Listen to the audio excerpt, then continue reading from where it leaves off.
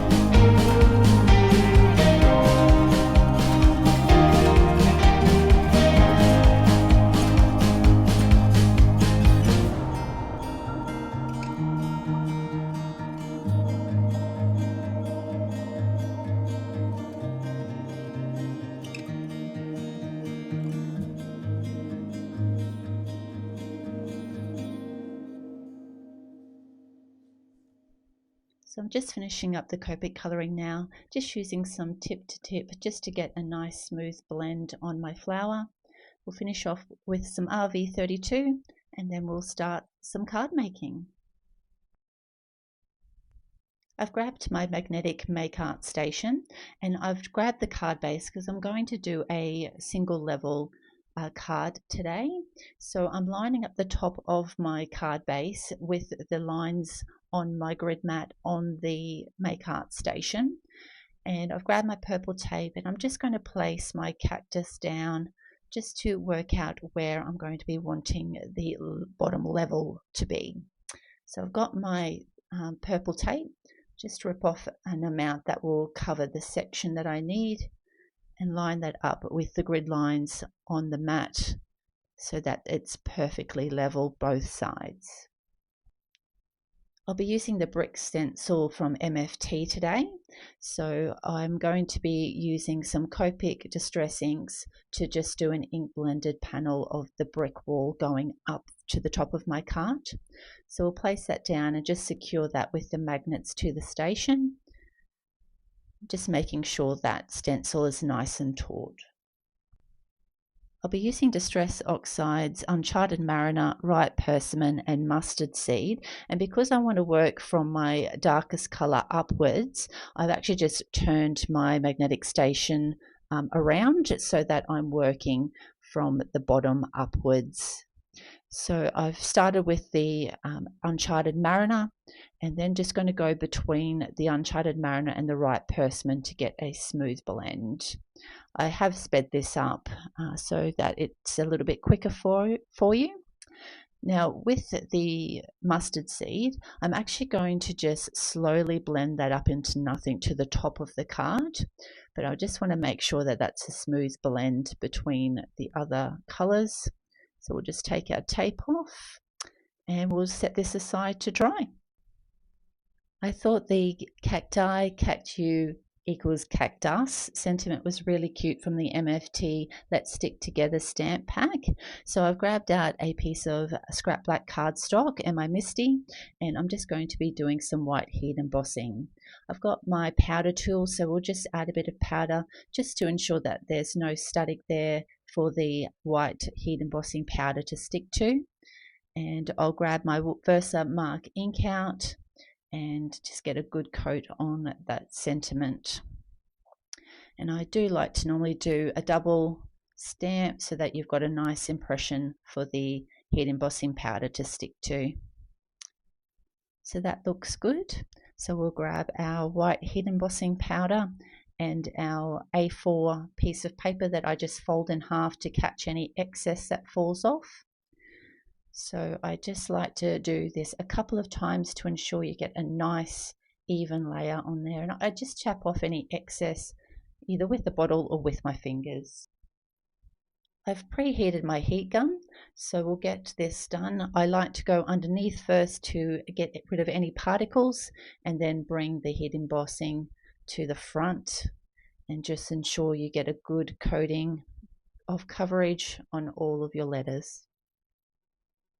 So once that's had time to cool down, I always just grab a cloth and just wipe off any excess powder that you've used. And I've grabbed a sentiment banner.